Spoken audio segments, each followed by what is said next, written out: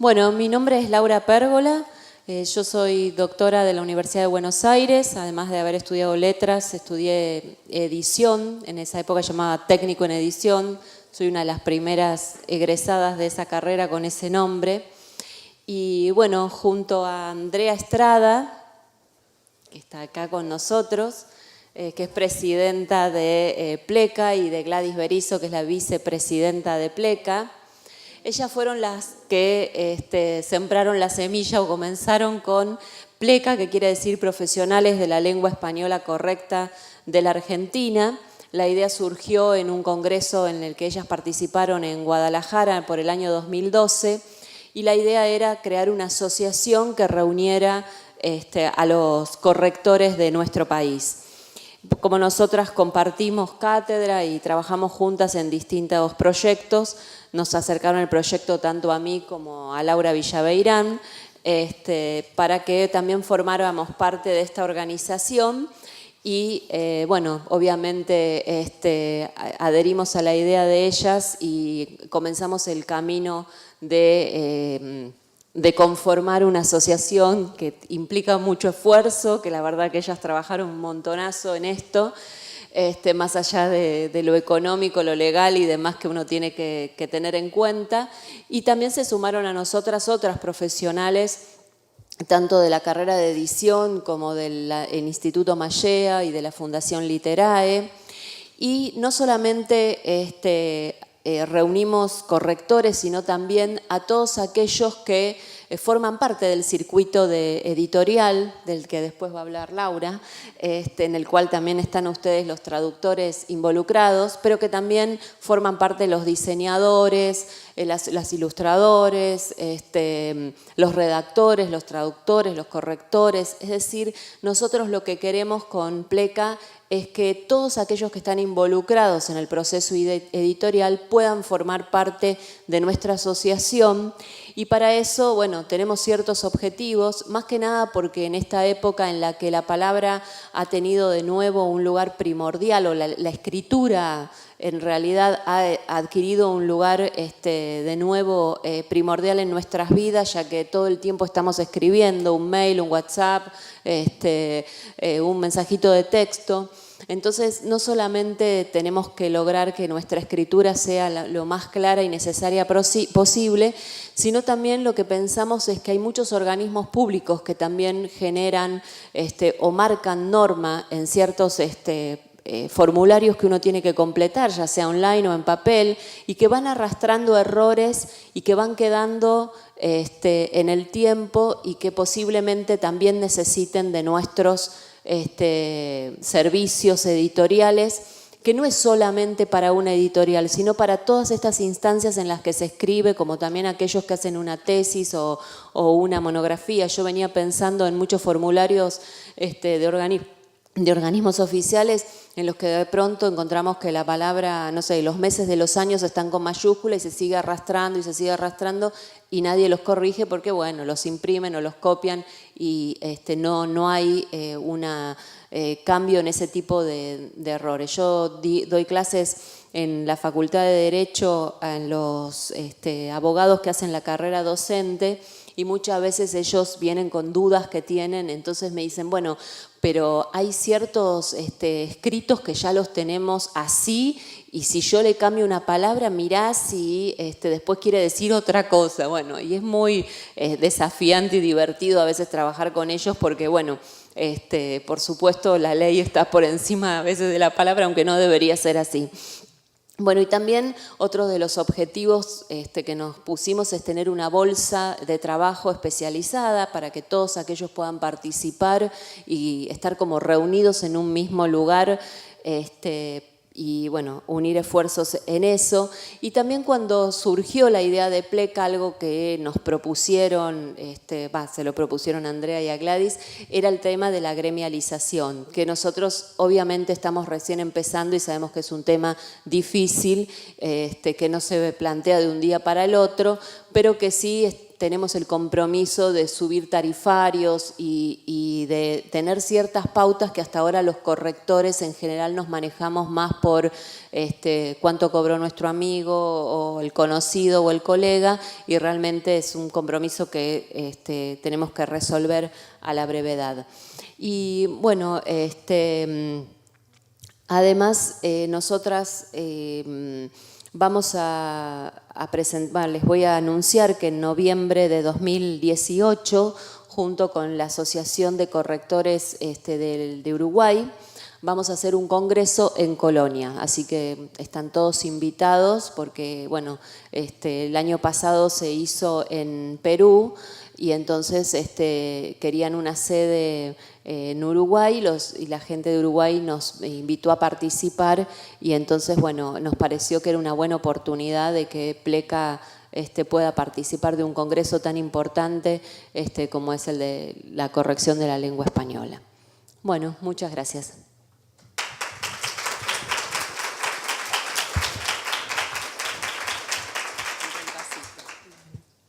Bueno, buenas tardes. Mi nombre es Laura Villaveirán. Yo soy editora también graduada en la carrera de edición. Actualmente soy coordinadora de proyectos editoriales en Puerto de Palos y además soy correctora también.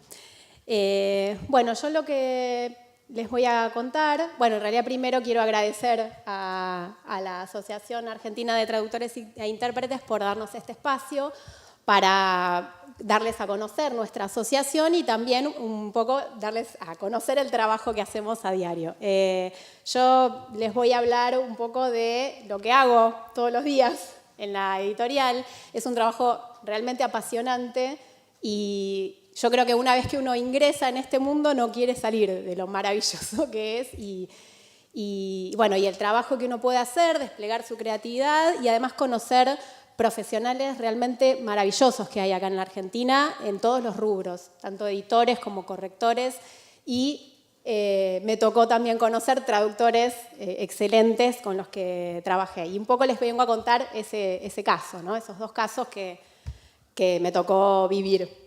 Entonces, en principio, les voy a hablar rápidamente y muy resumidamente de lo que es el circuito de producción de un libro de texto. Particularmente las etapas de edición y preedición, que son aquellas en las que interviene, puede llegar a intervenir, de ser necesario, un traductor. Luego les voy a presentar un caso práctico, que fue la traducción de un caligrama, Molino, de Vicente Huidobro, que es originalmente en francés, lo tradujimos al español para un libro de segundo ciclo. Y después contarles un poco también el intercambio, el trabajo más cercano y más día a día del editor con el traductor y de los editores entre sí también, ¿no? A raíz de dudas que surgen y demás. Bueno, eso es básicamente lo que les voy a contar. Así que si les parece, empezamos a hablar del circuito de la producción del libro de texto. Debiera pasar así, simplemente. Bueno. Ahí va. Yo entonces dije que iba a hablar de las dos primeras etapas de este circuito que en general y a grandes rasgos tiene 4 etapas que se realizan dentro de la editorial. La preedición, la edición, la preprensa y el trabajo de prensa directamente, que es una vez que pasa el original, el archivo a producción editorial, para prepararlo para la imprenta, ¿sí? En la etapa de preedición, nosotros los editores, junto con la dirección editorial y las gerencias, trabajamos en la gestación de la nueva serie. La serie es el producto editorial, nosotros lo llamamos serie a el conjunto de libros escolares. En literatura, por ejemplo, se suele llamar colección, ¿sí? Los libros de texto escolares se llaman series. Entonces ahí trabajamos en conjunto para gestar esa primera idea. La etapa de preedición abarca desde que la gerencia o la dirección editorial nos comunica el plan editorial del año hasta que encargamos la autoría a los autores, ¿sí? La preedición tiene 4 partes o etapas que podríamos destacar así a grandes rasgos. La tormenta de ideas, la generación de documentos, las contrataciones y el encargo de autoría, Si voy muy rápido o hay dudas, avísenme porque me embalo y sigo de largo. En la etapa de tormenta de ideas, lo que hacemos es definir el concepto de la serie, ¿sí? Si va a haber un concepto que va a regir a esa serie y cómo lo vamos a manifestar, tanto en los contenidos como gráficamente.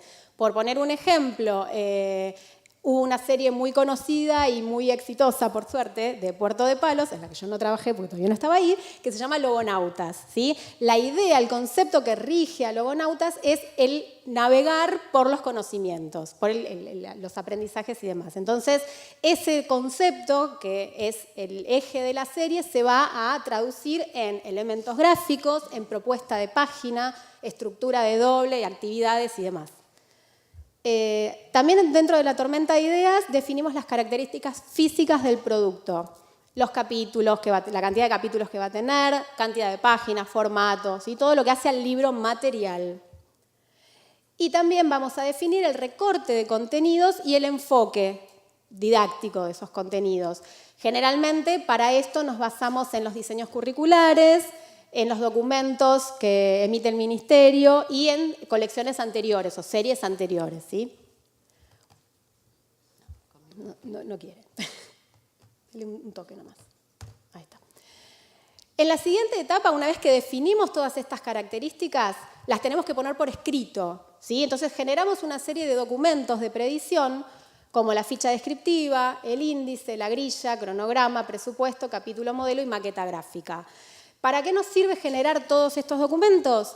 Para saber bien de qué estamos hablando, para que todas las personas que intervienen en el proceso de edición sepan de qué estamos hablando y para volver sobre nuestros pasos si es necesario, eventualmente probamos alguna característica de ese libro, una sección, por ejemplo, y vimos que no funcionaba como la pensamos en un primer momento. Entonces, volvemos a nuestras documentaciones y hacemos los ajustes ahí y podemos seguir adelante.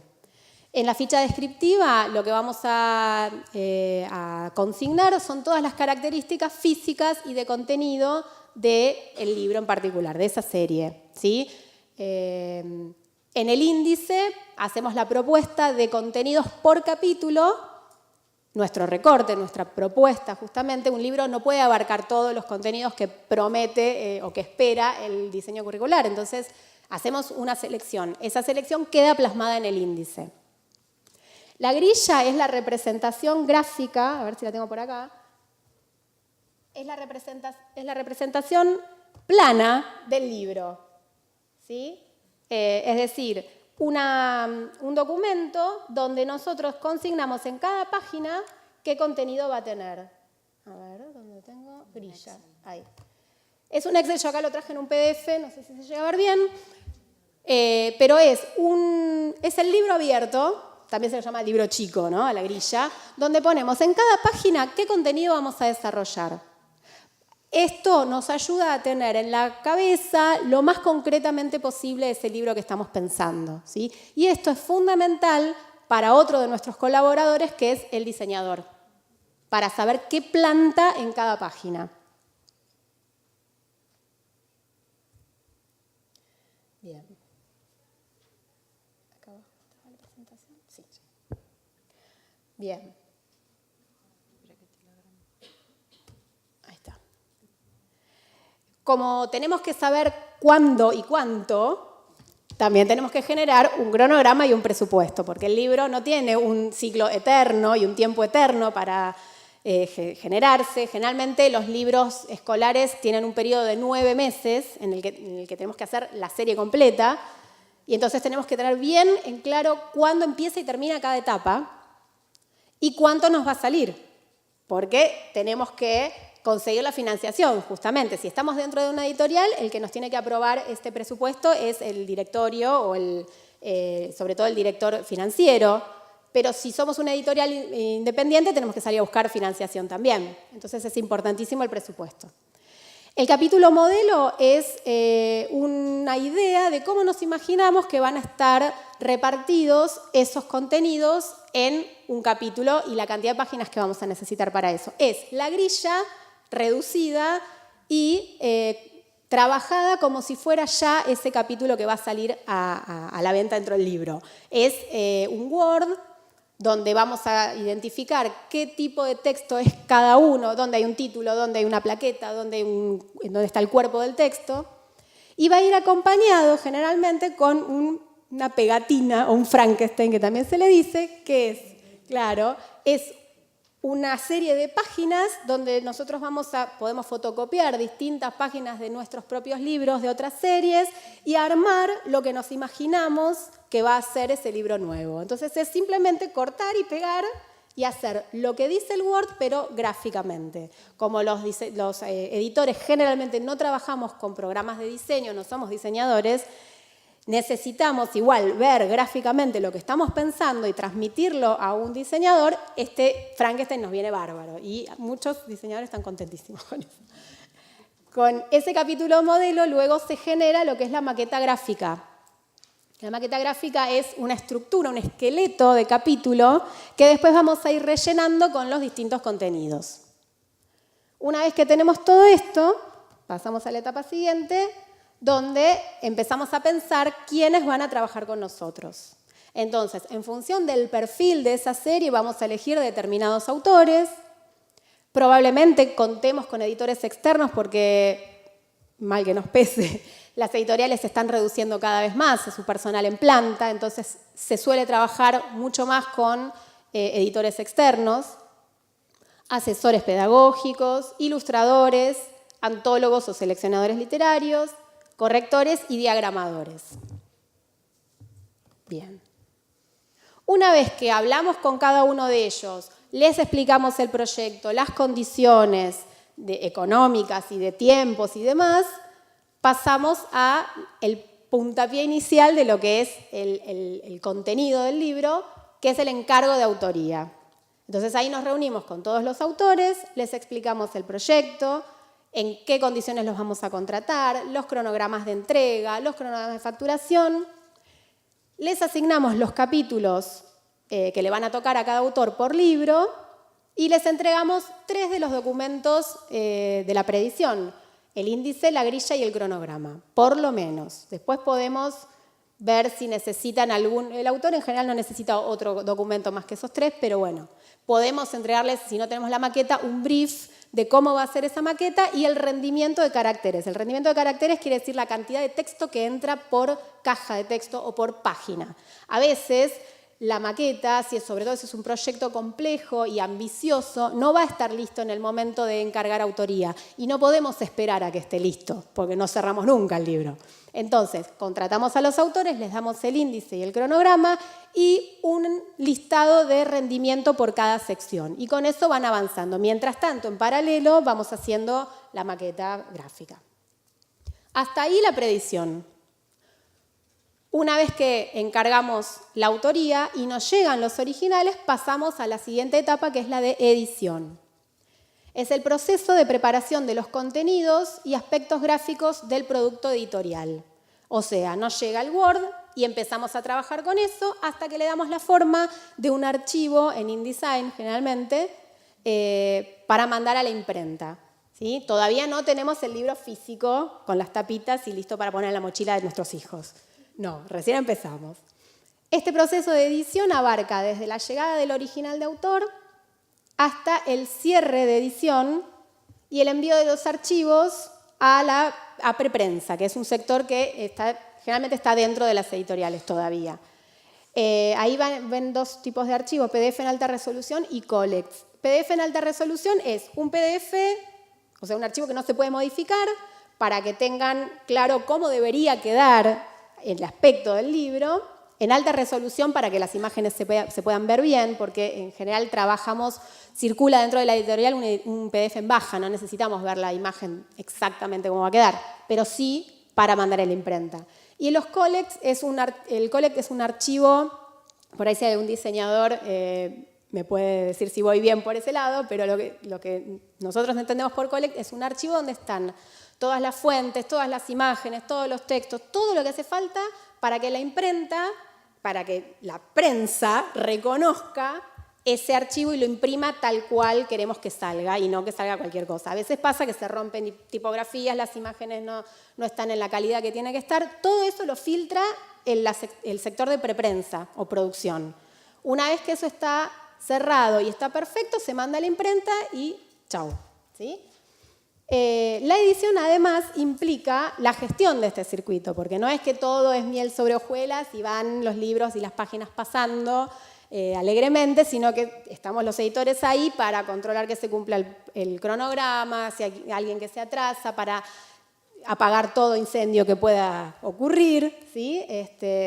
Y bueno, y estar preparados para ir solucionando los problemas que seguro van a aparecer, porque ya sabemos que va a haber problemas, porque yo todavía nunca pasé por un proceso de edición donde no hubiera un solo inconveniente. Entonces, bueno, ahí estamos los editores para... Sí. Bueno, vamos a las etapas de edición. ¿Se ve bien? Está medio chiquito. Bueno, este es un resumen muy esquemático de las distintas etapas de la edición. Es mucho más complejo, pero como para que tengan una idea y vean dónde aparecen ustedes, los traductores, seleccioné las etapas más cruciales y que no pueden no estar. Primero tenemos, yo como no veo bien, me lo voy a leer de acá. Edición y corrección, gracias. Edición y corrección de original de autor, lo que llamamos el Word. El autor dice, bueno, llegó mi fecha de entrega, te doy este capítulo. Bueno, perfecto, yo editora lo recibo y lo reviso, a ver si es acorde con el índice, si tiene que ver con lo que estamos esperando para la serie, con el concepto de serie, ¿sí? Si se ajusta a lo que le pedimos. Y en ese caso, si está todo bien, lo mandamos a diagramar, ¿sí? En la etapa que se llama primer plantado. En la etapa de edición y corrección del original de autor, ahí evaluamos si es necesario realizar alguna traducción.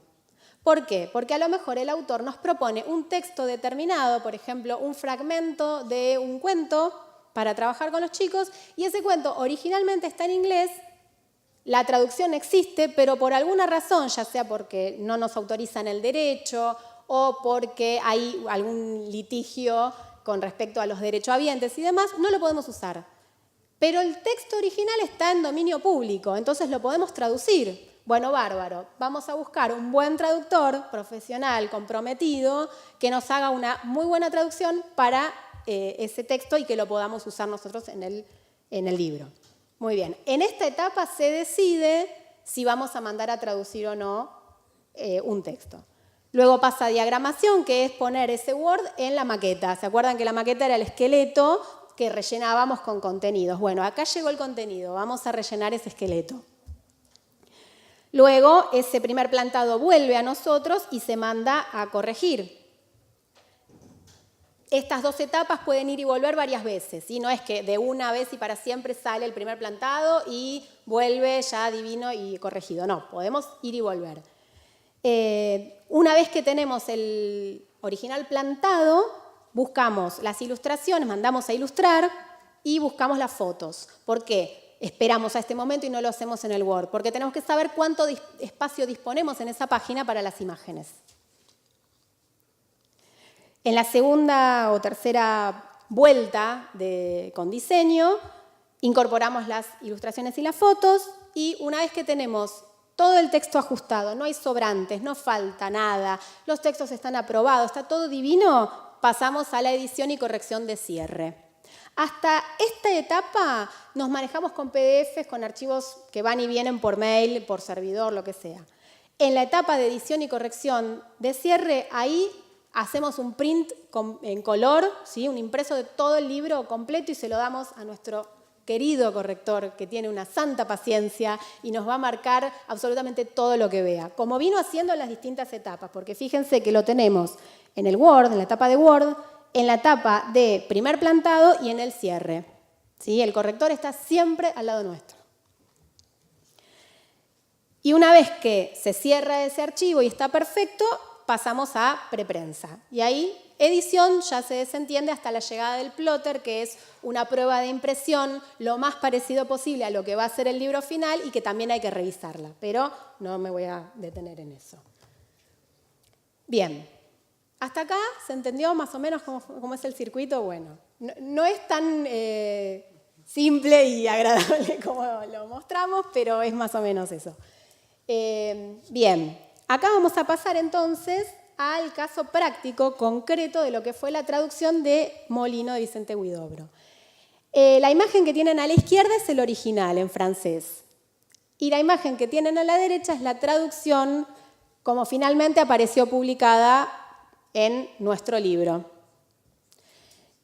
Me pareció interesante este caso en particular porque se trata de justamente un poema visual, donde hay que tratar de mantener la forma, porque si no, no tiene sentido, no vamos a traducirlo. Hemos visto que salió traducido verso a verso, uno debajo del otro, como un poema que no es un caligrama. Bueno, acá no, acá quisimos justamente trabajar con la riqueza visual de este poema. Van a ver que hay dos palabras marcadas con amarillo, que son palabras que tienen un error, ¿sí? La palabra también tiene tilde en la I y la palabra llegará no tiene tilde, ¿sí? Me pareció interesante traer esta versión y no la final para que vean también un ejemplo de cómo corregimos en PDF. Esto es un PDF. Bien.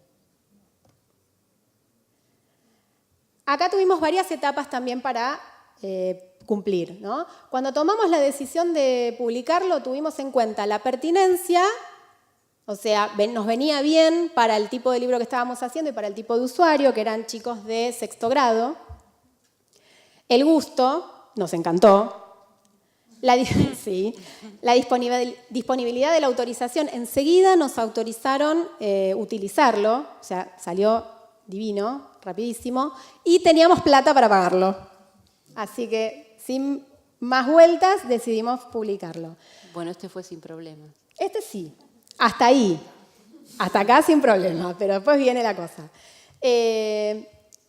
Bueno, después teníamos que elegir un traductor. Yo nunca había mandado a traducir nada en francés y dije, ¿qué hago? Bueno, ahí, comunicación interna con la gente de la editorial. Tenemos una excelente coordinadora de literatura, a la que fue a la primera a la que le pregunté qué hago, de dónde saco, qué sé yo. Bueno, me dijo, mira, habla con derechos, el sector de derechos de nuestra editorial, te van a pasar los datos de esta traductora, que es excelente, qué sé yo. Bueno, listo. Una vez que decidimos el quién, yo me comuniqué con la gente de derechos, me pasaron todos los datos y también cuánto se le había pagado en otras ocasiones, porque yo no tenía idea de lo que había que pagar, ni cómo se pagaba, porque una cosa es traducir un fragmento de una novela. Bueno, tantas palabras, tanto y chao. Acá era un trabajo de locos, porque iba a tener que traducir de una manera que se pudiera conservar la forma del molino, y eran muy pocas palabras, entonces por palabra no iba a poder ser la cosa. Entonces, bueno, un paquete, bueno, vemos, pensamos, bueno, mucha negociación también con la gente de derechos y luego con la traductora una vez que me comuniqué con ella. Entonces, ahí ya teníamos decidido quién, por cuánto, fue por obra completa y no por palabras. Bien, pasamos. Y una vez que me contacté con la traductora, le tuve que explicar las condiciones de contratación. Qué iba a tener que traducir, por cuánto lo iba a tener que hacer, cómo, o sea, mandámelo en un Word verso a verso y después lo diagramamos acá, mandámelo con tiempo porque lo tengo que revisar, te lo vuelvo, bueno, ¿cuántas vueltas de revisión va a haber? Y bueno, 2 vueltas, bueno, listo, está perfecto. ¿Para cuándo lo querés? Y para tal fecha, ¿sí? Todo eso definido en ese momento de contratación. Y una vez que acordamos estas condiciones, pasamos al encargo concreto y las revisiones. Y ahí tuvimos que generar un contrato. Una vez que la traductora me mandó el Word, lo revisé, le hice algunas observaciones o algunas preguntas. Ella me hizo una devolución también de eso que le pregunté. Ahí tenemos el intercambio de editor-traductor. Me entregó una versión final y la factura. Bien. Acá vemos dónde aparece otra vez el traductor ya con su trabajo concreto finalizado dentro de las etapas de edición. ¿Se acuerdan que evaluamos la pertinencia en la primera etapa? Y en la segunda etapa ya vimos plantado el trabajo, ese molinito divino, ¿sí? Que también revisó la traductora y al cual le hizo algunos comentarios que vamos a ver más adelante. Sí, ya estamos. Y acá venimos a ver el intercambio entre el editor y el traductor. A mí me pareció muy interesante traerles esto, porque es un poco de la cocina, ¿sí? de la edición, y me pareció un aporte fundamental para esta traducción. Fíjense que en una página todo el trabajo que hubo y todo el tiempo que invertimos, ¿no es cierto? Imagínense un libro de 192 páginas con el mismo nivel de cómo no va a durar 9 meses. A ver, la edición. Bien, me pareció importantísimo el aporte que hizo esta traductora porque cuando le pasé el encargo y bueno, hay que traducir esto, me preguntó, ¿para qué es? ¿Dónde va a aparecer? ¿Qué tipo de libro? Eso es importantísimo. Y yo dije, ¿para qué lo quiere saber? Qué chismosa, digo, qué chusma, ¿qué le importa? Pero no, fíjense para qué. Porque después, cuando me manda el mail, me dice, te adelanto un par de comentarios que les pueden servir en la elaboración de las actividades o descripciones. Ya sabía la traductora que íbamos a trabajar con actividades a partir de ese texto que ella iba a traducir. Y que íbamos a trabajar contenido, además. Entonces, en el momento de traducir, lo tuvo en cuenta. Y fíjense lo que aporta. Dice, algunos análisis hablan de que Molino es un poema sin rima, pero no es así. Las estrofas de las aspas tienen rima asonante, solo que las traducciones al español no la reflejan. Yo tampoco la reproduje porque privilegié el sentido y la imagen, que era lo que nosotros queríamos trabajar. O sea, la tenía clarísima la traductora, de lo que le estábamos hablando en el momento de encargarle la obra. Me pareció una persona súper comprometida y súper profesional en su trabajo. Para los editores eso es fundamental. ¿Sí?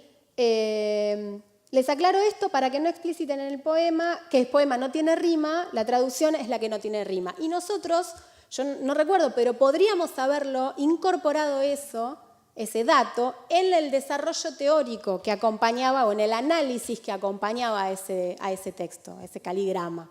¿Sí? Después nos habla sobre las opciones léxicas, que lo voy a leer de acá porque no veo bien. Algunas opciones léxicas las hice pensando en los chicos de 5º grado. Clarísimo también el destinatario. El lenguaje del original es muy llano, de modo que todas las literaturalizaciones que se han hecho en otras traducciones son puro prejuicio de los traductores. Autocrítica absoluta, me encantó. Por ejemplo, bueno, no voy a hablar en francés, quiere decir harina del tiempo que hará nuestro pelo blanco. Y hay traducciones que dicen que blanqueará nuestro cabello. Claro, se va de registro, ¿sí? Se va absolutamente de registro. Ni siquiera, o sea, no respeta el registro del original y tampoco tiene en cuenta el destinatario, ¿sí? A veces pasa que se pretende borrar el rastro del original cuando pasa a otro idioma o cuando pasa a otra variante dialectal. Nos pasaba, cuando trabajaba en SM, con los libros que venían de España, Barco de Vapor España. Y había que adaptar, entre comillas, hago el cosito que no me gusta, pero la idea es esa, había que adaptar al español de Argentina. ¿Por qué? Si el chico lee el español de España y el chico ve dibujitos traducidos en el latino y ve, o sea, es perfectamente capaz de entender lo que se está diciendo, aunque se diga en otra variante, ¿sí? Bueno, acá me parece que es piola esto, ¿no? Bien, yo elegí que nos pondrá el pelo blanco para retomar la simpleza del original y teniendo en cuenta que los chicos tienen que percibir esa llaneza. Me pareció maravilloso el aporte de esta traductora. Sí. Pasamos al otro. Bueno, esto con respecto a Molino, que fue un desafío. Yo estaba muerta de miedo, porque digo, ¿cómo lo vamos a hacer? También he agradecido eternamente al señor, ese diagramador excelente con el que trabajé, que pudo lograr meter las palabras de manera que no quedaran ni apretadas ni estiradas y formar un hermoso molino. ¿Sí? Y muy parecido al original. Acá les presento un caso que tuvimos con la traducción de Alicia en el País de las Maravillas, con otra traductora, y vamos a ver qué nos comenta en un mail. Esto es textual sacado de los mails. Te mando la traducción del capítulo de Adventures of Alice in Wonderland. Hay un par de pasajes que debido al juego de palabras han perdido su gracia. Uno de ellos es la traducción de la canción infantil, Tinkle, bueno, eso. Si quieren se las canto. Estrellita, ¿dónde están? Bueno, ay no. Estudié pero no me acuerdo. Bueno, el juego de palabras que juega en el texto con la palabra but. La otra es la traducción de draw en su doble acepción de dibujar y extraer. La traduje por sustraer, jugando con el doble sentido de restar y extraer. Pero estoy abierta a otras sugerencias. Además de toda la justificación maravillosa que hace y con fundamentos, es tan humilde como para decirme, estoy abierta a otras sugerencias. O sea, no es lo que yo digo y nada más. Es maravilloso trabajar con gente así, la verdad que yo estoy encantada. Pasamos a la siguiente. Bueno, esta es la traducción del diario de viaje de Darwin. Te adjunto la traducción del capítulo del Beagle. Le puse algunas notas que distinguí de las notas del propio Darwin, porque estas últimas van antecedidas de nota del autor. Espero tus revisiones. Vuelve a lo mismo, ¿no? Entonces, claro, se tomó el trabajo de imaginar o considerar a ver qué términos podrían ser problemáticos para chicos de secundaria, en este caso, y que podrían dificultar la lectura si los dejamos así y los chicos tienen que ir a buscar en una enciclopedia o en un diccionario, lo que sea, eso que no entienden. ¿Sí? Entonces elige algunas. Yo también, bueno, elegí de lo que ella eligió algunas. ¿No es cierto? Entonces, el ejemplo es el 17 de diciembre de 1832, habiendo terminado ya la descripción de la Patagonia y las Islas Falkland. Nota de la traductora, nombre inglés de las Islas Malvinas. Probablemente los chicos lo sepan, porque este ejemplo es muy claro, pero había otros que no eran tan así. Medidas de longitud que no se usan acá, y sus equivalentes, ¿no es cierto? Bueno, ese tipo de cosas, la traductora se tomó el trabajo maravilloso de sugerir algunas notas de traducción. Lo mismo, bueno, acá tiene la unidad, la diferencia entre Fahrenheit y Celsius, con la fórmula o ¿cómo se llama? La conversión. La conversión, gracias, a la unidad, ¿no? O sea, además de todo eso. Bien. Y acá tenemos un intercambio editor-editor que surgió en el mismísimo momento de preparar esta presentación para ustedes. Porque, claro, cuando en la primera página yo pongo, bueno, un caso de la traducción de Alicia en el País de las Maravillas, ¿cómo ponemos País de las Maravillas? Lo ponemos país con mayúscula, todo con minúscula, maravillas con mayúscula. Se armó una que fue un delirio de mails que iban y venían, pero es importante para... entre Pleca también, y cayó, por supuesto, la maravillosa coordinadora de literatura de la que hablé al principio, porque digo, bueno, la editorial donde yo trabajo hizo el año pasado o el anterior 3 ediciones homenaje de Alicia, ¿sí? Entonces, bueno, ¿cómo lo resolvieron? ¿Qué me dijo esta correctora? Y después hablamos, si quieren, de lo que fue el intercambio Pleca-Pleca. Ante la consulta sobre el uso de mayúsculas del título Alicia en el País de las Maravillas, la editora a cargo de las 3 ediciones homenaje respondió, la verdad fue un dilema cuando tuvimos que hacerlo acá. Nosotros optamos por poner las mayúsculas solo en país como inicio del nombre compuesto. En inglés es fácil porque es una sola palabra y claramente es un sustantivo propio. Además, en inglés ponen mayúsculas a todas las palabras de los títulos del libro. Ahí hay que tener en cuenta la diferencia de normativa, ¿no es cierto?, en el inglés y en el español. En el español la primera letra es la que va inicialada en el título de los libros, a menos que sean los demás nombres propios. En castellano puede interpretarse como sustantivo propio o común, un país de maravillas, y de acuerdo a eso usar o no las mayúsculas. Pero con esa traducción tuvimos otros tantos dilemas, ¿sí? No fue este el único. Sí intentamos sostenerlo en ambos libros. Y la parte que tiene los corchetes con los puntos, que yo dije, bueno, lo saco, que no quede escrito, pero lo voy a decir, me comentó que no fue la mejor opción la que eligieron, ¿sí? Que fue poner país con mayúscula y el resto con minúscula. Algo así nos pasó en Pleca, ¿no es cierto? Y finalmente me parece que decidimos por mayoría que poníamos con mayúscula país y maravillas. Ah, Fundeu. No, Consulté a Fundeu. ¿Y qué me dijo Fundeu? Bueno, pues, ese me sale bien porque vengo de familia española. Claro, ¿qué nos dijeron? El registro de ISBN se hizo con país y maravillas, creo que era así, con país y maravillas en alta. Entonces, va con en alta. A minúscula era, bueno, uno de los dos casos no me acuerdo realmente, pero me acuerdo de esta cuestión. País con mayúscula, maravillas minúscula. No. Todo con minúscula. Bueno, se salvó Alicia por esas cosas, ¿no? Claro. Porque si no, estábamos en problemas. Ese sí. El ISBN dijo, bueno, vamos a hablar después de la ISBN, ¿no? Pero digo, como estaba catalogado de esa manera, registrado en el ISBN, quedaron País y Maravillas con minúscula. Pero eso no es una solución normativa. ¿Quién te dice que acá en Argentina lo registrás de otra manera? Y además, si ustedes se toman el trabajo de ver las fichas de catalogación en fuente, en los libros, van a ver barbaridades, espacios de más, de todo. Porque la ficha, no sé si la carga un programa automático o la carga una persona, en la CAL tampoco me voy a andar ganando enemigos por ahí, ¿no? Pero digo, así como lo cargan, así queda y es un documento y no se puede alterar. Entonces, te viene con País y Maravillas, minúscula, queda así. Vos en la tapa del libro lo haces como querés, de última. Pero la fuente, la catalogación en fuente no se puede modificar. Entonces, no me podés decir...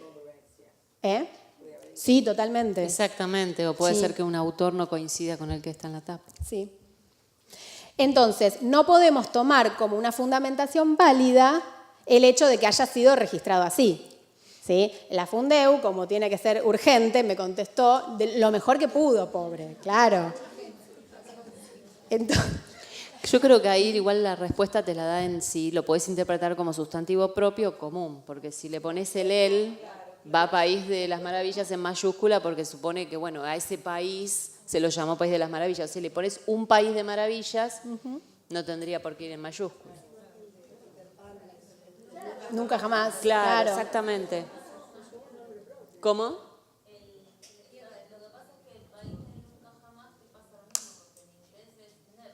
Claro, que está en mayúscula. Claro.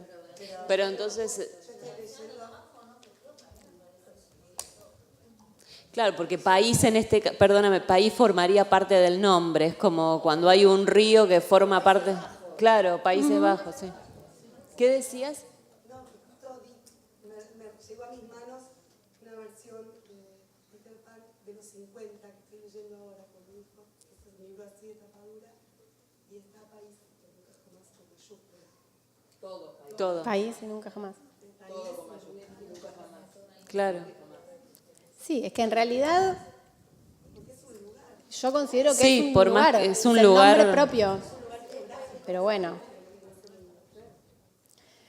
Son estas discusiones las que nos enriquecen y las que nos hacen ver la importancia de trabajar con traductores profesionales y comprometidos también, ¿no? No es que, bueno, te tiro el Word traducido y chau. O sea, se hacen cargo de su trabajo y son súper celosos de su trabajo. Es buenísimo eso.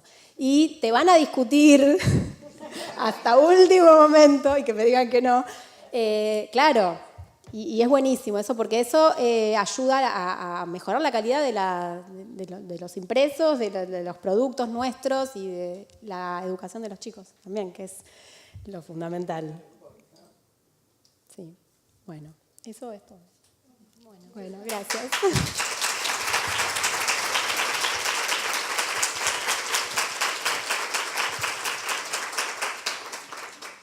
No sé si tienen alguna pregunta o algo que nos quieran consultar. En estos casos en los que la traducción se encarga para incluir en textos escolares, no sé cómo funciona el hecho de mencionar al traductor, qué parte lo incluyen en la parte física del libro, si lo incluyen. Sí, en este caso particular, debajo del caligrama va indicado quién traduce. Y en el caso de Alicia y el libro, el fragmento de Darwin, por una cuestión de maqueta, quedó debajo del autor, o sea, título del fragmento, el autor del libro y la traducción. Sí, Es buena tu pregunta porque también en Pleca nos surgió el tema de dónde figura el corrector, que en el caso de los libros de texto figuramos... bueno, yo también soy correctora, en general en los créditos aparece el corrector de estilo, pero en muchas otras editoriales a veces el corrector de estilo no aparece.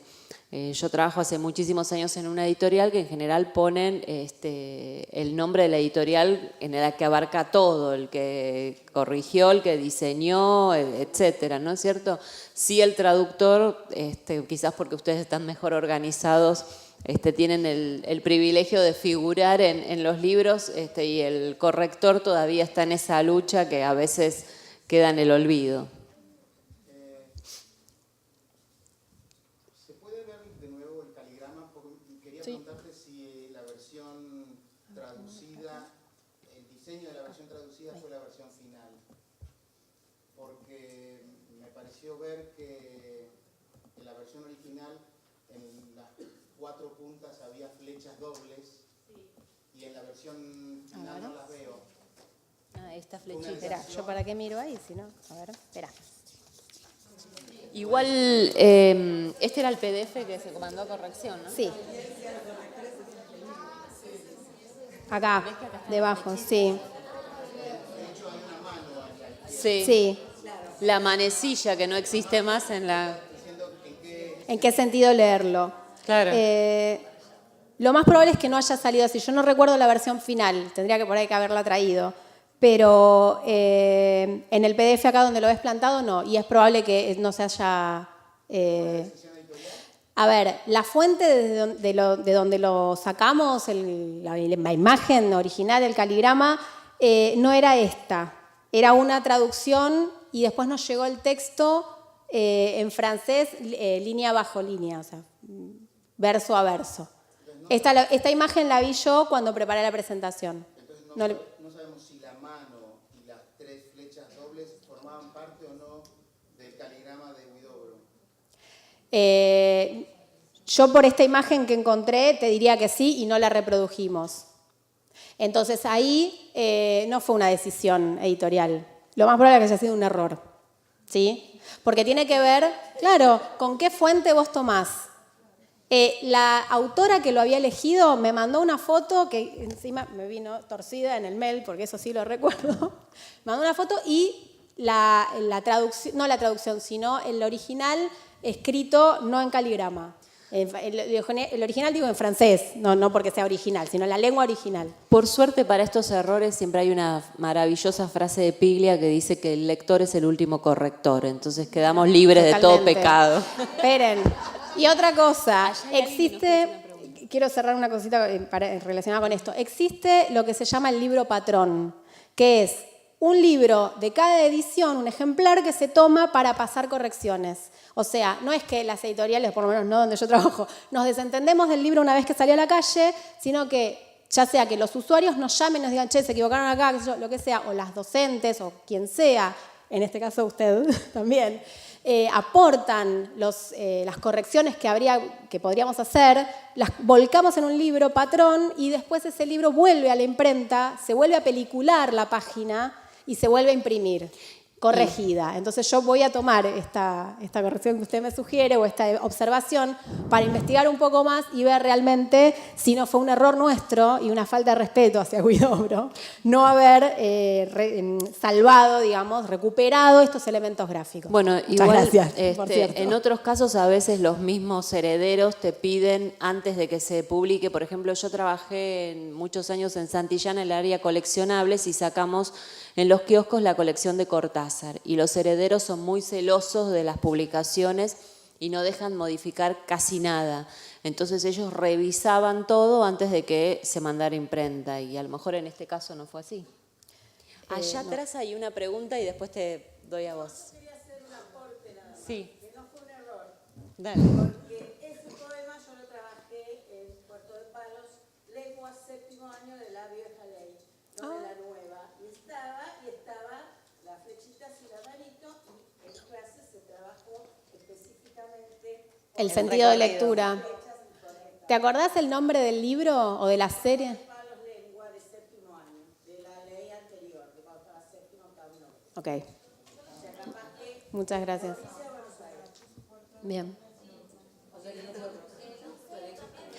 ¿Viste cómo pasa? Sí. Porque de arriba.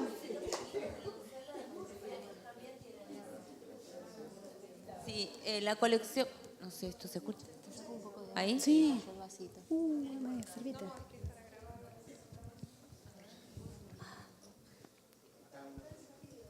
Hola, ¿se escucha? Sí, la colección Longseller también tiene el poema este. Me parece que la traducción no está de manera gráfica, me parece, pero sí lo he visto y se está trabajando. O sea, es un poema que se trabaja muchísimo. Bien. Bueno, gracias Sí, por el dato, allá hay alguien que... porque bueno, también lo vamos a poder investigar. Sí. No la veo. Ah, Julia. Cambiando totalmente de tema, ¿se oye? Sí. Cambiando totalmente de tema. En Pleca, ¿ustedes llegaron a algún consenso sobre cuáles son las mejores herramientas de consulta a la hora de corregir y resolver dudas? Bueno,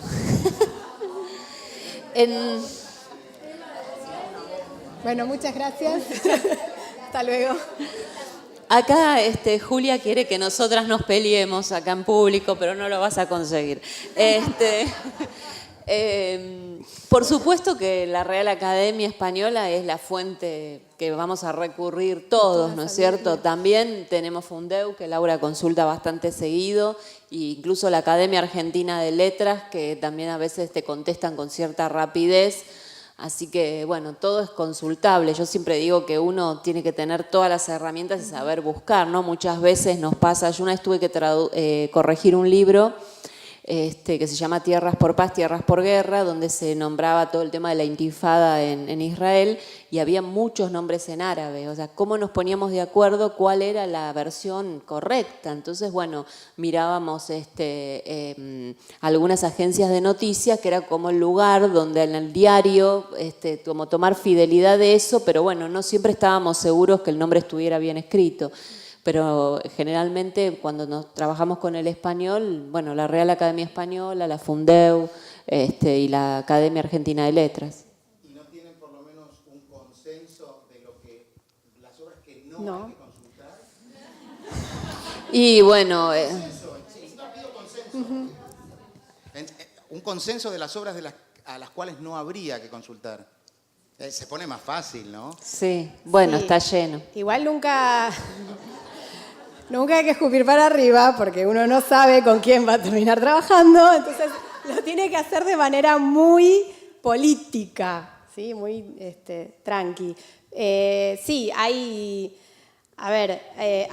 nombres que son muy fuertes en esta disciplina, a donde uno, va a ir a consultar con mayor tranquilidad por ahí que a otras personas a las que no conoce. También es cuestión de mirar todo y evaluar, y cada una de nosotras también aporta lo que fue leyendo y lo que fue usando y qué le sirvió y qué no, porque tenemos procedencias diferentes, recorridos y experiencias diferentes. Yo soy más bien nuevita y estoy con gente que tiene muchísima experiencia, o sea que estoy aprendiendo mucho de ellas también. Y entonces todo sirve a la hora de poder solucionar un tema puntual. Pero sí, es cierto que yo particularmente, y será una falta de respeto, pero no me llevo bien con el diccionario panhispánico de dudas. Sí, pero desde el minuto cero.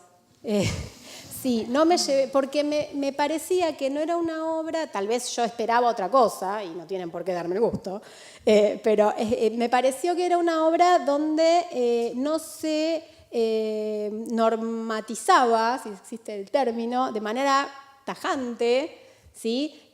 Las cuestiones. O sea, bueno, ¿esto se escribe así o se escribe así? Bueno, voy a abrevar en la fuente de todo saber, a ver qué me dice, y me dice, y bueno, no, porque depende de la actitud del hablante, depende de cómo lo considere, va con tilde, va sin tilde. Sin ir más lejos, las palabras, hasta que finalmente dijeron, no, va sin tilde, la palabra, por ejemplo, guión, ¿no? Depende de cómo lo percibe el hablante.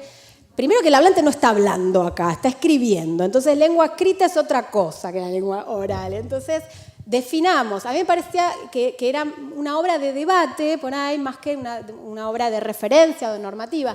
Y nunca le di demasiada bolilla. Pero creo que en la ortografía última es como Ahí sí. que reparan esos errores de la ambigüedad Me parece y que sí. cada hablante lo podía interpretar a su manera, hablando un poco de lo que es la situación comunicativa, ¿no? Que uno de pronto el solo... Sí. Sí. O sea, el panhispánico es del 2005. Sí, es viejo. Están revisándolo hace como 5 o 6 Sí. años y en algún momento saldrá. Sí, el esbozo, la nueva gramática, creo que tuvo Claro. sí, es más viejo que yo. Y la gramática, la última gramática es más del 2010. A la hora de escoger la obra que uno... Y creo que también nosotros como hablantes de una variante como que nos sentimos más seguros en estos últimos años y defendemos con mayor ímpetu nuestra forma de hablar, que no es incorrecta, ¿no? Porque todavía hay gente que dice no, pero no hablamos como de, bueno, no, utilizamos un lenguaje que tiene sus variantes y nos podemos comunicar, que es lo importante, y seguramente nos podemos entender en distintas partes de los países de habla hispana. Una buena fuente es la nueva gramática de la Real Academia, Claro. que es normativa, o sea, es descriptiva y normativa. Dicho por autoridades, no es que lo digo yo, ¿no? Y la ortografía también. Que no así la gramática descriptiva, que es maravillosa, pero era descriptiva y no normativa. Bueno, lo que se dice de la nueva gramática es que es ambas cosas, es descriptiva y normativa a la vez. Con lo cual admite Sí. regionalismo. Sí, de hecho también Sí. estas ambigüedades o estas dobles posibilidades correctas se pueden solucionar dentro de la editorial con lo que se llama pauta de estilo u Claro. hoja de estilo, ¿sí? Si está aceptado, bueno, acentuar o no la palabra solo, ¿sí? Nosotros vamos a decidir dentro de la editorial de las dos formas correctas cuál es la que vamos a usar. Y listo, lo consignamos en la hoja de estilo y todos felices. Me olvidé de poner la hoja de estilo dentro de los documentos, ¿ves? Mira, siempre falta algo. Pero eso sí. De hecho, me encantaría agregar que... Me encantaría agregar que a partir de la decisión de la Real Academia de ya no editar en papel su diccionario, ya es buena hora que los americanos le digamos, el diccionario de americanismos que hicieron, muy lindo, muchas gracias, pero ahora hagan una sola obra.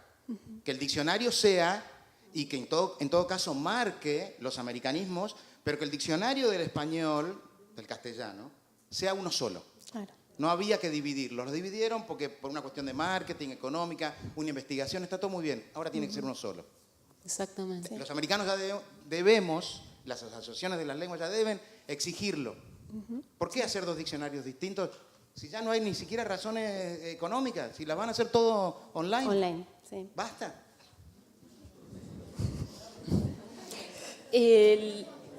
Por favor, el micrófono por acá. Hola Lau, yo trabajé en Macmillan varios años, es un grupo grande, tiene muchos sellos. Sí. Yo no me acuerdo. Macmillan. Macmillan es el grupo editorial que nuclea Macmillan Inglés, Puerto de Palos y Estrada, que son las divisiones de castellano. Recuerdo mientras trabajaba ahí que hubo un problema con una traductora que era amiga mía, no me acuerdo con qué sello, porque habían usado sus traducciones sin pedirle autorización, ni nombrarla, ni nada. Por desconocimiento. La traductora estaba muy informada, se asesoró bien y llegaron a un acuerdo amigable y rápido, y era por desconocimiento de la editorial. Es decir, que el reconocimiento de los derechos de autor del traductor es algo bastante nuevo. Sí. Y algunas editoriales están más informadas que otras. Pero ahora vos dijiste muy naturalmente, estaba en el dominio público, buscamos a un traductor. Ese mecanismo es reciente. Antes se usaba la traducción sin mayores amparos o reservas. Claro, y Sí. muchas veces yo les contaba a las chicas de Pleca, yo traduje un libro de lingüística, un manual de sociolingüística, pero ¿por qué? Porque yo estaba dentro de ese ámbito, pero no porque fuera traductora de inglés, o sea, sí por conocimiento de la lengua y demás, pero a lo mejor porque uno conoce la terminología y realmente es un trabajo que requiere un esfuerzo demasiado grande cuando uno no tiene ese oficio. Y a veces, bueno, por una cuestión de costos en las editoriales, si uno trabaja ahí le dice, che, ¿qué te parece si traducís esto? Y realmente es algo que uno no tiene que hacer, o al menos yo decidí no hacerlo nunca más porque el esfuerzo fue demasiado grande para un manual que tenía ciertos términos que tenía que consultar y que no tenía la agilidad, porque justamente mi función dentro de editorial era otra, ¿no? La de correctora, redactora, pero siempre en español. Sí. Yo me quedé bastante pensando en la traducción del Molino. Maldito caligrama que se me ocurrió Sí, traer. no, pero es más que nada una cosa como filosófica, ¿no? Es decir, no sé si filosófica, práctica. ¿Hasta qué punto es decisión del editor decidir no mantener la rima en una poesía, en un poema? O en una obra, poema o no, que donde hay una rima en el original.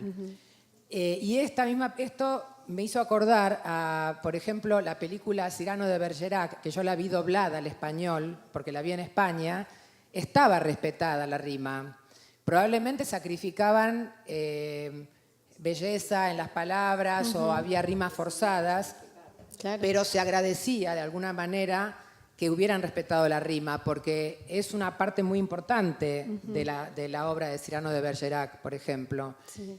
Y lo mismo también, esto me hizo acordar a la dificultad que hay en la traducción de piezas de publicidad, donde el juego de palabras es fundamental y normalmente en la traducción se pierde muchísimo. Sí. Yo traduzco bastante para agencias de publicidad y es muy diferente cuando lo que traduzco es para vender una idea, un spot o un comercial, lo que sea, o cuando es para una versión final de la obra. Entonces, mi pregunta es, ¿hasta qué punto la editorial, junto con el traductor, pueden tomar la decisión de respetar o no respetar la... Es decir, esto se decidió... Digamos, ¿ustedes sienten que al no respetar la rima se pierde valor o se pierde interés? ¿Cómo le explicás a un chico que esto es una poesía? Bueno, vale, no es necesario que haya rima en un poema, digamos, ¿no? Pero de todas maneras, si en el original estaba esa rima, es como un poco, me da lástima perderla, digamos. Sí, es que en realidad hay varias decisiones que te van a hacer sacrificar una u otra cosa. Porque si mantenés la llaneza del lenguaje que usó el autor, vas a perder la rima. Es muy probable, tal vez, digo yo, el francés se parezca, digo en total ignorancia, más al castellano y pueda jugar con alguna rima, pero o vas a perder la longitud del verso, en cuanto a la longitud gráfica, digo, y te va a quedar una aspa más grande que la otra, o vas a perder el sentido, o vas a perder la rima. Algo vas a perder. Que en definitiva es una decisión del equipo que está Sí. trabajando en ese proyecto en particular. Sí, en este caso el caligrama no se publicaba solo, sino que iba con un poema de verso clásico, digamos, y un poema sin verso. Entonces, la categoría, sin verso, sin rima, perdón. La categoría rima la trabajamos con otros textos que acompañaban a este caligrama. Entonces, a los efectos didácticos nos sirve hablar de poesía visual, donde la poesía y las palabras acompañan el dibujo, digamos, ¿sí? Que el sentido completo se forma con la imagen y con el texto, ¿sí? Las categorías de rima, de ritmo, figuras como la metáfora, todas las trabajamos con otros textos que acompañaban a este caligrama, ¿sí? Lo que nos interesaba acá era que los chicos pudieran ver que se podía escribir, se podía dibujar con palabras. Hay otro hermoso caligrama súper trillado, que ya está por todas partes, que se llama Gata y Espejo, ¿sí? Que es bellísimo, donde las palabras dibujan una gata que se está mirando al espejo. Es hermoso, si pueden después búsquenlo y miren lo que es muy lindo. Es muy lindo. El texto en sí y el dibujo que se forma también es bellísimo. Está en español, en castellano, y es así, digamos, se concibió de esa manera. El autor, no nos olvidemos, lo concibió en francés. Nosotros estamos, de alguna manera, forzando esa primera intención primera, si se puede hablar de eso en poesía, ¿no? Del poeta, ¿sí? Al traducirlo. Pero lo estamos haciendo de manera consciente, respetuosa y con un objetivo que es enseñar el concepto de caligrama a un chico de 10 años. ¿Vos querías preguntar Gracias. algo más? Creo que ya terminamos, ¿no? Bueno, yo les quería preguntar desde el lugar que ocupan ustedes en editoriales, vos contaste algo casi como anecdótico. Bueno, necesitábamos una traducción del francés, no sabía qué hacer, nunca había trabajado con este caso. Le pregunté a colegas dentro de la editorial, ¿no es cierto? Y me recomendaron tal traductora, esta es buena, llámala. Y ahí empezaste todo el proceso después de contratación, etc. Sí. Yo lo que les quería preguntar a las dos, en realidad, es ¿cómo les parece que podemos hacer los traductores que no somos conocidos por alguien interno de la editorial para acercarnos a ustedes, a estas editoriales, y lograr trabajar en estos proyectos? Y si contemplan consultar, o si consultan de hecho, también directorios, por ejemplo, como los de la ATI u otras asociaciones que nuclean traductores que quizás no han logrado todavía publicar una traducción, pero que les interesa fervientemente. Yo, les interesa, y calculo que hay muchos. Déjame tu currículum. Acercarse a sellos Sí. con los que quizás no tenemos un punto de contacto tan sencillo ni por teléfono ni por mail, y quizás no vivimos en la localidad donde están. Bueno, un poco esto de crear Pleca era para reunir a los profesionales, porque justamente en las editoriales muchas veces uno trabaja por contactos. Conozco a este, llama al otro, bueno, y generalmente uno busca a lo mejor el más conocido o con el que trabajó alguna vez y se sintió cómodo.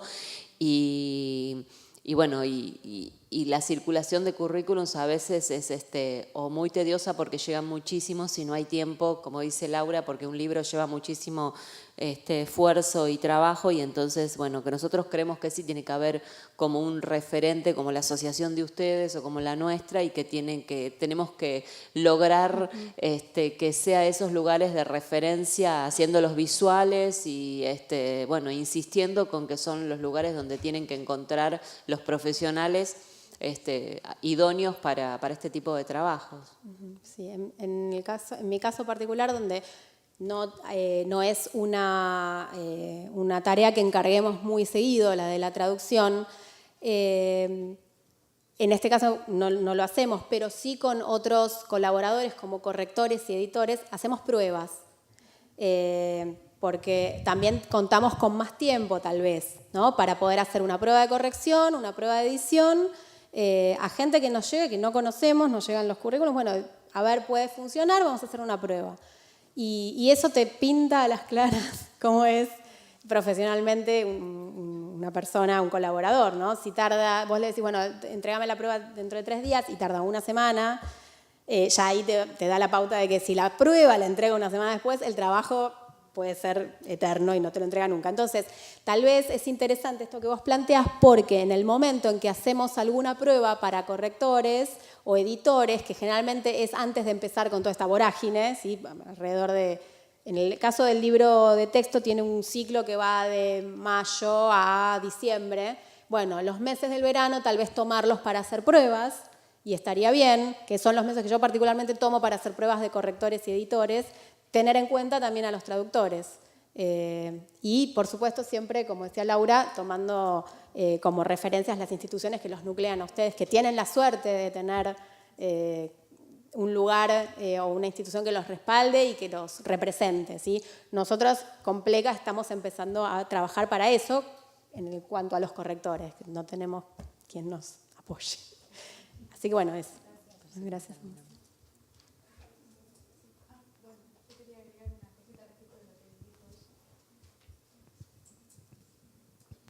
Hola, ¿qué tal? Yo soy también, aparte de ser miembro de la ATI, soy formadora de traductores, y lo que dice ella es una constante.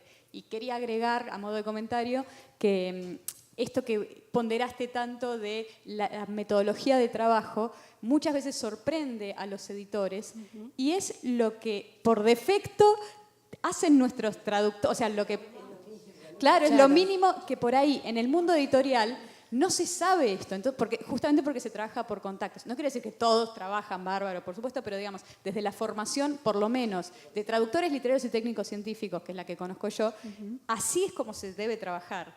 Pero en muchas ocasiones nos pasa que nos encontramos con el mundo editorial y esto lo desconocen y resulta una sorpresa. Entonces, por ahí la pregunta es, ¿cómo hacer para acercar este tipo de formación y esta metodología de trabajo, que por ahí no es la misma, no es la que necesitan todas las editoriales. En algunas funciona mejor el especialista, porque en trabajos en campos muy especializados quizá les funciona mejor el especialista, pero en otros es más necesario este tipo de formación.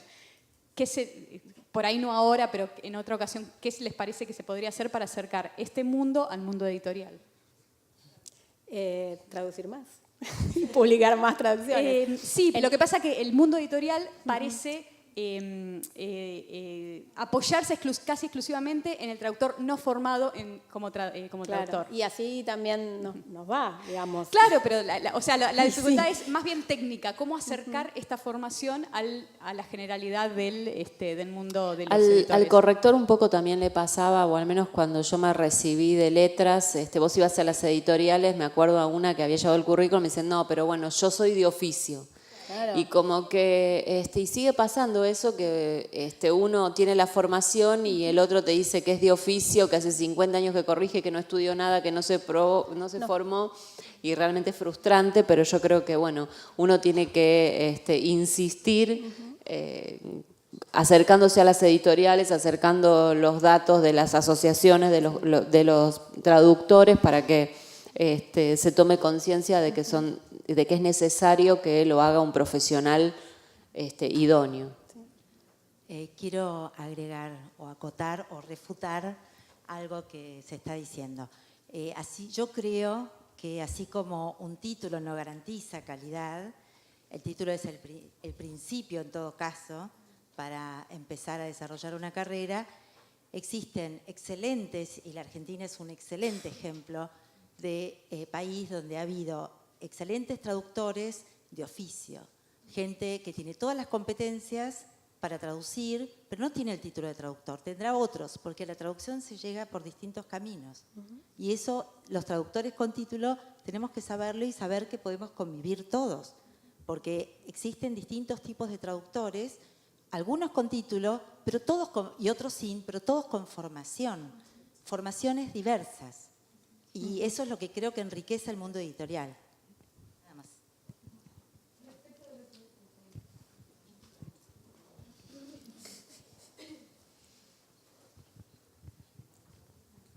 Perdón, respecto de lo que dice Julia, sí, totalmente de acuerdo en hacer esto. No es que están por un lado los traductores con cierta formación y por otro los del otro, y unos son mejores que los otros.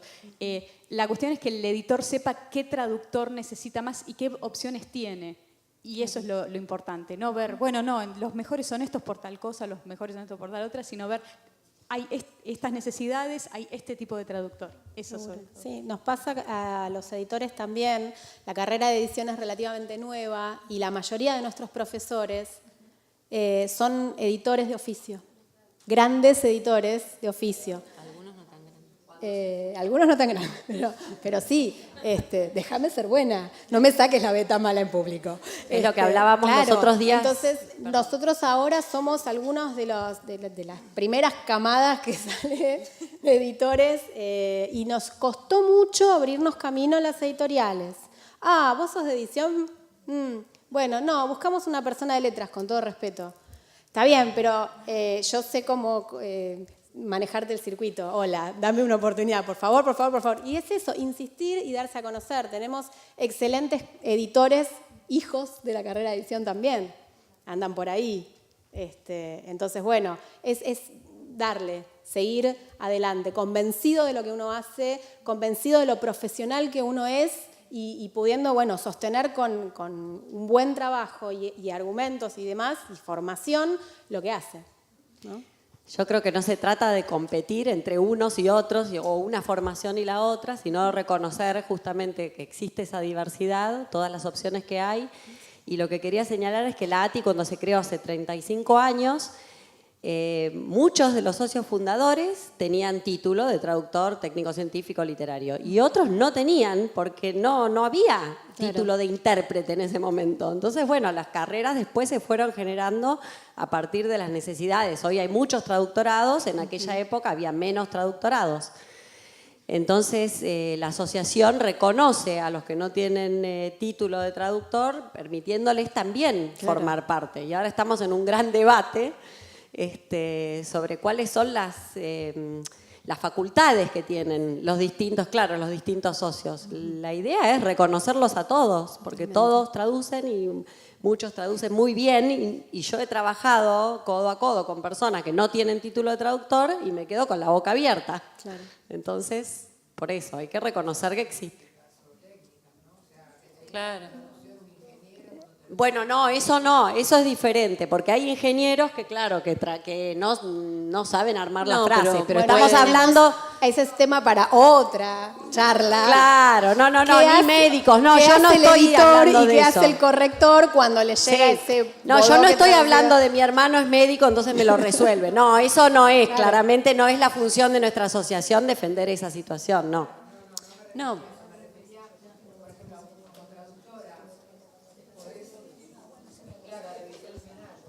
Como traductora, que digamos no sabés yo soy traductora técnico-científica literaria también, y si a lo mejor no sabés exactamente si decir perno o tornillo, por decir una tontería, que te lo lea el destinatario final, ingeniero, es lo mejor que te puede pasar después, para mí por lo menos. Obviamente la traducción, la redacción, la puntuación, el dequeísmo, la voz pasiva, todo eso corre por mi cuenta, pero que la terminología me la revise un ingeniero me pone muy feliz, porque no meto la pata, no se cae la grúa, no se cae el edificio.